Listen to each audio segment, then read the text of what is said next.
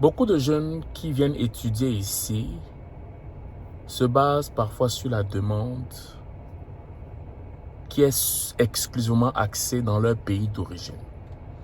Je prends un exemple d'un jeune Sénégalais qui aimerait, qui vient au Canada parce que les parents ont envoyé ce jeune Sénégalais pour étudier, je ne sais pas moi, dans le domaine de la comptabilité. Mais les parents vont se baser sur les réalités exclusives du Sénégal sans pour autant agrandir leur champ visuel. Ce qui fait en sorte que parfois, l'enfant, quand il finit, son champ d'action pour avoir un emploi approprié est très limité. C'est très limité. Et tu vas voir beaucoup de jeunes étudiants, quand ils finissent ici au Canada, beaucoup vont faire le service à la clientèle et beaucoup, on ne vous le dit pas. Et beaucoup ne travaillent pas dans le domaine dans lequel ils sont venus étudier ici. Ça s'explique en quoi?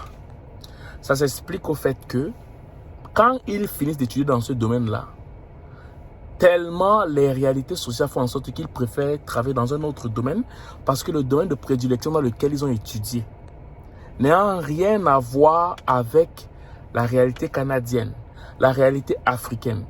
Une réalité qui est exclusivement axée, comme j'ai pris l'exemple au Sénégal, fait en sorte que la personne est directement limitée en fait. Raison pour laquelle quand tu vois l'étude de la vidéo, j'encourage beaucoup les parents à pousser les jeunes, nos frères, nos fils, nos filles, à opter pour des emplois futuristes.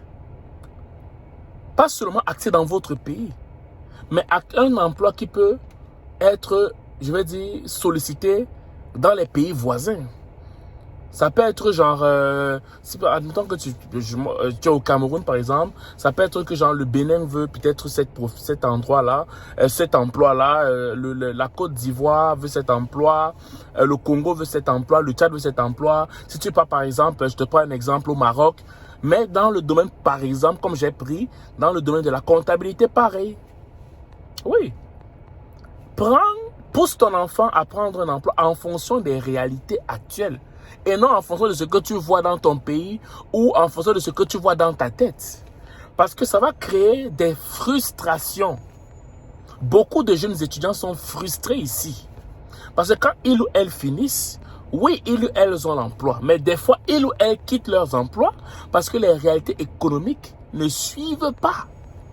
Et malgré le fait qu'ils ont étudié dans tel domaine, ils peuvent faire complètement autre chose. Complètement autre chose. Ça, c'est le premier point. Deuxième point, une des choses qui font en sorte que beaucoup de jeunes ne travaillent pas dans leur domaine après avoir étudié, c'est le fait qu'ils ou elles ont étudié pour papa et pour maman et non pour eux-mêmes.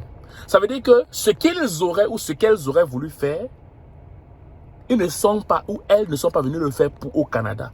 Ils ou elles sont venues pour faire ce que papa ou maman voulait. Fait que ça fait que quand ils ou elles ont fini d'étudier, ben papa, tu voulais que j'étudie, tiens ton diplôme. Maintenant, je vais commencer ce que moi je veux. Et ça fait quoi? Ça fait en sorte que les parents sont frustrés en disant que oui, mais tu as tel diplôme, pourquoi tu ne veux pas continuer dans le domaine que tu as déjà commencé? Mais non, ce n'était pas le domaine que j'ai commencé. J'ai fait ce que toi tu voulais. Et maintenant, vu que je te donne ce que toi tu voulais, maintenant je vais essayer de me débrouiller dans la vie. Parce que maintenant, je vais essayer de faire ce que moi je veux. C'est ça. Il y a beaucoup de jeunes qui sont frustrés. Il y a beaucoup de jeunes que ça ne va pas. Il y a beaucoup de jeunes qui sont dans des crises identitaires sur le plan professionnel. Je vais répéter ça, parents qui envoyez vos enfants ici. Il y a beaucoup de jeunes qui sont dans une crise identitaire sur le plan professionnel. Pourquoi?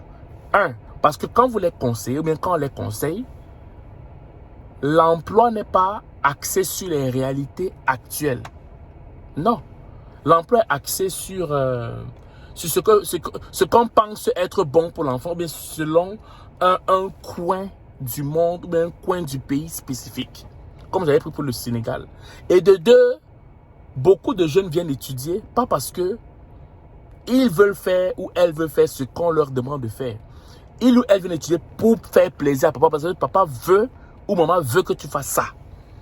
Et maintenant, quand l'enfant finit, ben, il se dit, ok, ben, comme tu voulais ça, je te donne ton diplôme, maintenant je vais aller me débrouiller dans la vie.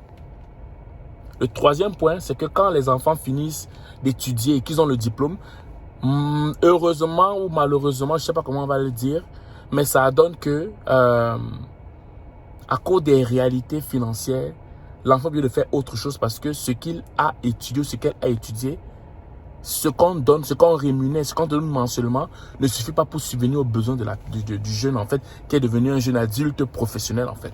Voilà. Donc, c'est ce que je vais vous dire aujourd'hui. J'espère que ça va vous aider cette vidéo. Partagez-la au maximum. Et je vous encourage, jeunes étudiants. Je prépare quelque chose pour vous. Avant la rentrée, on va se rencontrer ensemble pour pouvoir discuter, vous motiver afin que vous puissiez commencer une bonne année scolaire ici au Québec, au Canada et partout ailleurs, en fait. Voilà. Bye bye.